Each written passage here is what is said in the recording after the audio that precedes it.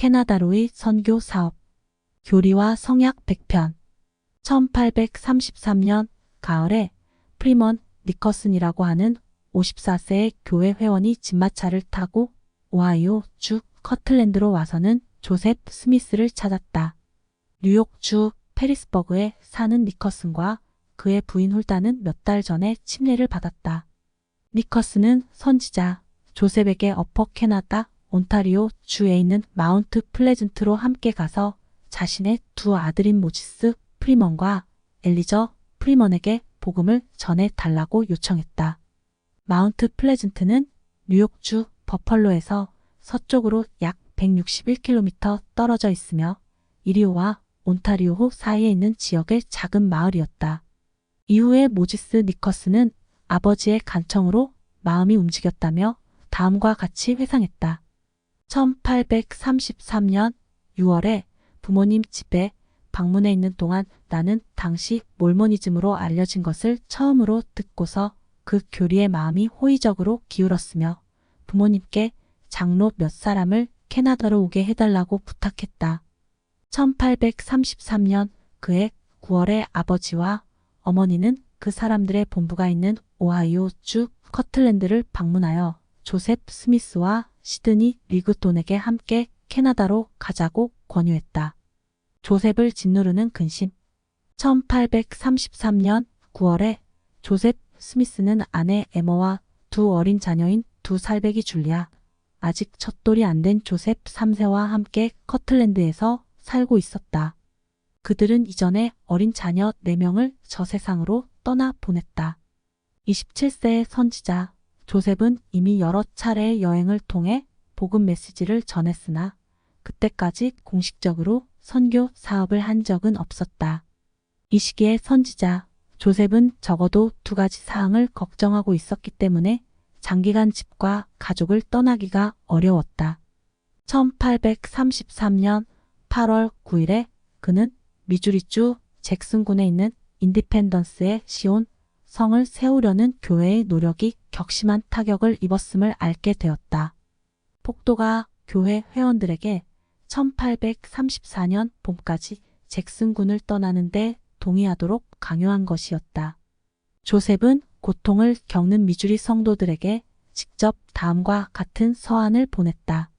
형제 여러분, 제가 여러분과 함께 있다면 여러분이 겪는 고통에 저도 적극적으로 동참했을 것입니다. 본성적으로 몸이 움츠러들긴 하지만 저의 영은 죽는 한이 있더라도 여러분을 저버리지 않을 것입니다. 하나님께서 저를 돕고 계십니다.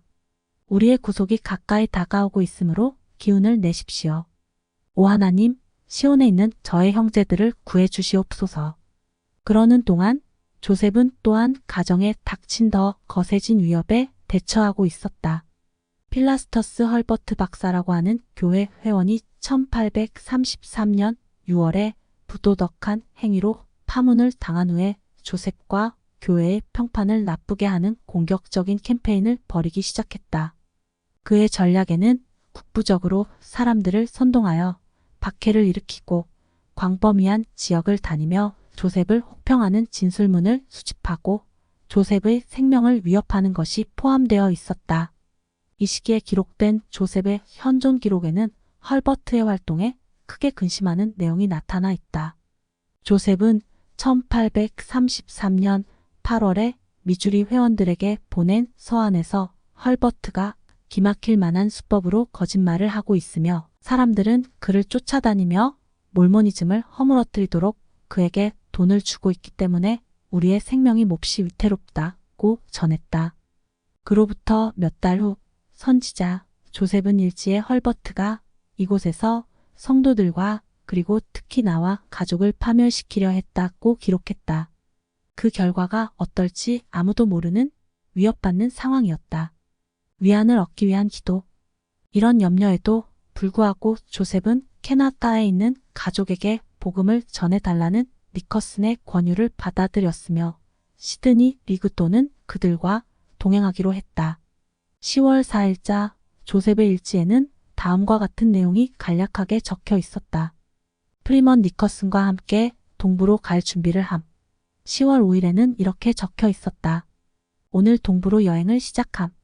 펜실베이니아 북서부와 뉴욕 남서부를 지나 캐나다 온타리오 남부로 들어가는 한 달간의 선교 사업은 왕복으로 약 805km이며 적어도 10개의 소도시에 들러 그중 여러 곳에서 설교를 하는 일정도 포함될 것이었다. 선지자 조셉은 호주머니 크기의 일지를 가지고 갔으며 그와 시드니는 그들의 여행과 설교를 기록으로 남기기 위해 번갈아 가며 그 일지에 간략하게 적었다. 10월 12일까지 그들은 펜실베이니아 북서쪽 끝 지점을 지나 뉴욕으로 들어가서 페리스버그에 있는 프리먼 니커슨과 홀다 니커슨 부부의 집에 이르렀다. 조셉 스미스는 자신이 마음의 평안을 느꼈지만 가족에 대해서는 몹시 걱정했다고 기록했다. 아마도 부분적인 이유로는 헐버트가 커틀랜드에서 사람들에게 선동한 적대 때문이었을 것이다. 그 걱정 때문에 조셉과 시드니는 위안을 얻기 위한 기도를 드렸을 것이다. 그날 받은 계시 현재의 교리와 성약 100편에는 다음과 같이 나와 있다. 진실로 이같이 주가 너희 나의 친구 시드니와 조셉에게 이르노니 너희 가족은 평안하도다. 그들은 내 손 안에 있고 나 보기에 좋은 대로 내가 그들에게 행하리니 이는 내 안에 모든 권능이 있음이니라. 교리와 성약 100편 1절 참조 선지자 조셉의 염려가 완전히 사라진 것은 아니었던 것 같다. 그 다음 날 그는 주님께 자신의 가족을 축복하고 지켜주시도록 간구했기 때문이다. 하지만 그가 선교 사업을 마치고 11월 4일에 커틀랜드에 있는 집으로 돌아와서 기록한 다음 일지 내용에 나타나 있듯이 그 말씀에서 분명히 위안을 얻었다. 주님의 약속대로 가족이 모두 무사했다. 그 축복에 대해 그분의 거룩한 이름에 감사한다. 아멘. 그 10월 12일 계시는 다른 2개의 사항을 다루었다. 나 주는 너희가 이곳에 오는 것을 용납하였나니 이는 이와 같이 그 일이 여러 영혼의 구원을 위하여 내게 필요하였음이니라. 교리와 성약 100편 4절 참조라는 말씀에 주목해 볼 때 그 계시는 조셉과 시드니에게 이 동쪽 땅에서 이 주변의 지역에 효과적인 문이 열리리라. 교리와 성약 100편 3절 참조라고 약속했다. 그 선교사들이 엄숙한 마음으로 온유한 심령으로 목소리를 높이고 하나님께서 그들의 마음속에 넣어 주시는 말씀을 선포한다면 성신이 임하여 무엇이든지 그들이 말하는 모든 것에 대해 증언해 주실 것이었다. 교리와 성약 100편 7에서 8절 참조. 그 계시에서는 또한 조셉과 시드니에게 시온이 비록 잠시 동안 징계를 받으나 구속될 것이라는 확신을 주었다. 교리와 성약 100편 13절 참조. 마운트 플레전트 도착. 10월 18일에 그들은 목적지인 어퍼 캐나다에 있는 마운트 플레전트라는 작은 마을에 도착했다.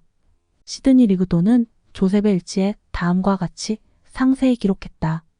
우리는 캐나다로 와서 아주 멋진 전원과 훌륭한 경작지를 지난 후에 그리고 우리를 친절하게 맞이해 준 전원과 사람들에 관해 많은 특별한 느낌을 받으며 어퍼 캐나다에 있는 엘리저 프리먼 니커슨의 집에 도착했다.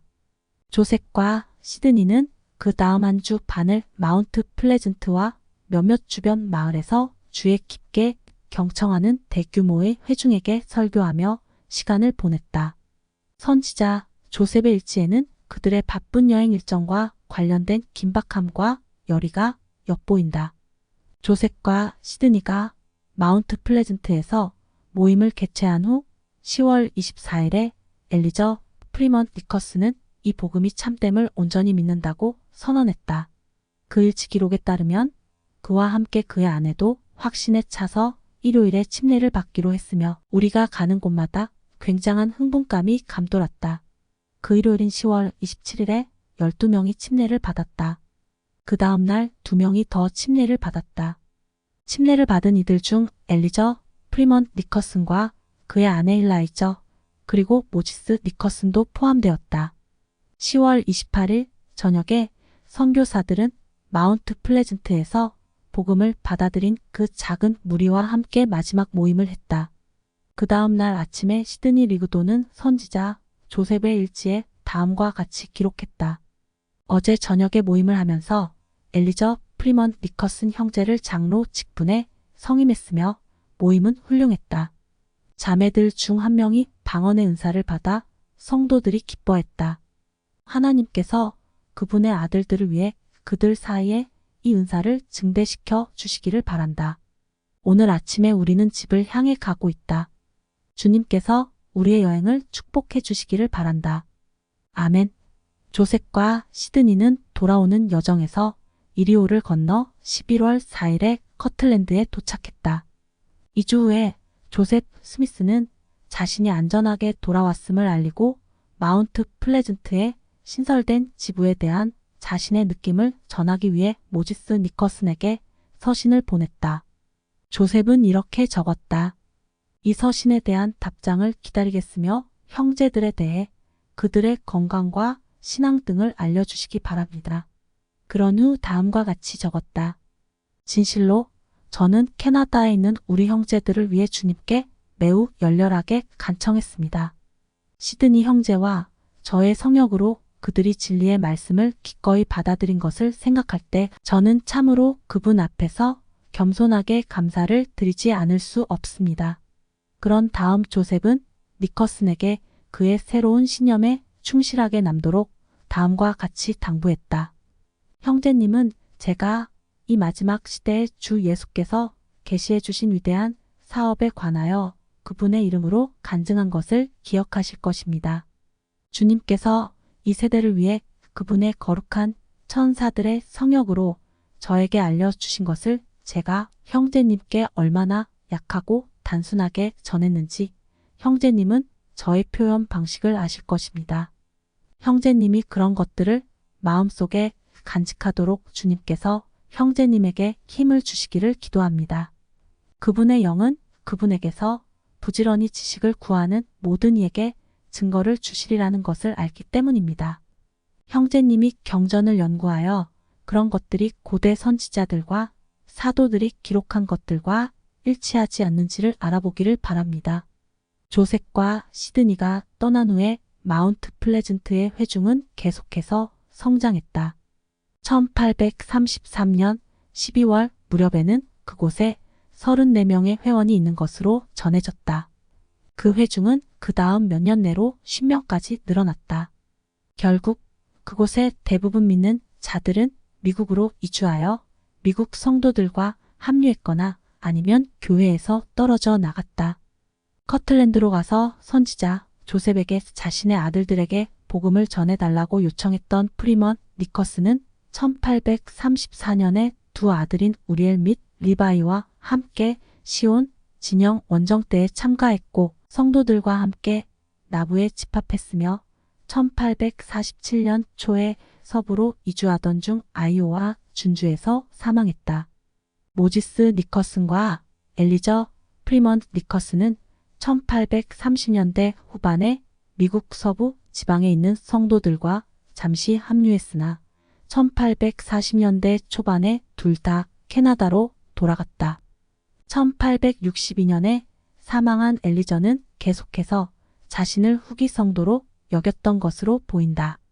모지스는 1871년에 사망하기까지 두 개의 다른 종파에 가입했다. 그는 생애 후반에 기록한 가슴 아픈 회고록에서 자신이 1840년대 초반에 나부를 방문했을 때 만난 조셉 스미스에 대해 다음과 같이 감탄했다. 나는 이곳에서 조셉 스미스가 아픈 사람들을 위해 자신의 집을 병원으로 사용하도록 내어주고 자신은 텐트에서 생활하는 모습을 보았다. 그는 그들의 고통을 덜어주기 위해 자신이 할 수 일을 다하고 있었다. 조셉 스미스가 캐나다에서 행한 선교 사업은 하나 이상의 방법으로 복음을 전하고 영혼들을 구원하는 효과적인 문을 열었다. 1836년에 사도인 팔리피 프렛은 어퍼 캐나다로 여행하여 그곳에서 복음을 전했다. 그 여정에서 프렛은 자신의 동생 올슨과 엘리저 프리먼 니커슨을 동반했다. 팔리 프렛은 어퍼 캐나다에 있는 해밀턴에서 모지스 니커슨을 알게 되었다. 모지스는 프렛에게 토론토에 거주하며 종교를 찾고 있는 존 테일러라고 하는 사람에 대한 소개장을 주었다.